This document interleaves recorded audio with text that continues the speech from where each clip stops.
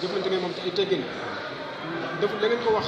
moo leen sécurité bi waaye boobu ba léegi sax wooguñ kenn ci sécurité ndax lépp di ko def ci yar ak teggin yërmande rek loolu lañ doxal liggéey di jubbanti sàppe yi di ko fexe organiser muy jub ndax buñ bàyyee kenn ku nekk toog fa la neex bi yaakaar naa ne pëccxoo dina am ba pare sàppe yi du normal fii def espace waaw dañuy jël fexe sàppe yi ba mu fees dell ñu remplir ko ba mu fees dell ba ci biti yëpp ñu fexe ba def ko mu jub ndax mu bokk ci julli gi dafa sàppe yi dafa bokk ci biir julli gi kon noonu lañ koy doxal ci biir jumaa ji ci biti tamit noonu lañ koy doxal waaye lépp waa Nourou Darayni ñoo koy def ci Massalikul Jinaan loolu daal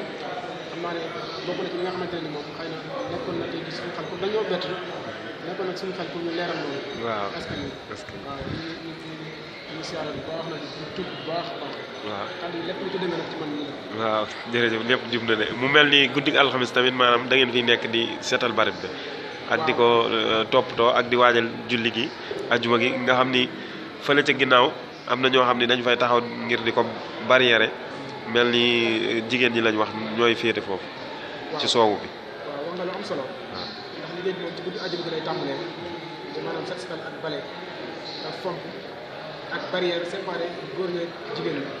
ndax jigéen ñi am na ñaari jàkka fële ci ginnaaw ci suuf ñaar ci kaw ñu ñeenti jàkka waaye dañuy barrière couloir yi nga xamante ne fi la soxna yi nekk ak góor ñi pour séparer leen ñoom ñëpp ñu séparer leen ba kenn ku nekk jëm fa la war a jëm loolu tamit bokk na ci biir liggéey bi nga xam ne ci guddi ajjuma gi ci lañ koy barrière bu ñu ko barrière ba pare ci biir daayira bi am na kuréel dañuy dugal guddi ajjuma gi tamit dañuy dugal guddi ajjuma gi ci biir barab bi fii. waaw kay loolu daal bokk na ci liggéey bi tamit. waaw baax na jërëjëf kon sëñ Abdou ñu ngi lay sant di la gërëm di ñaan suñu borom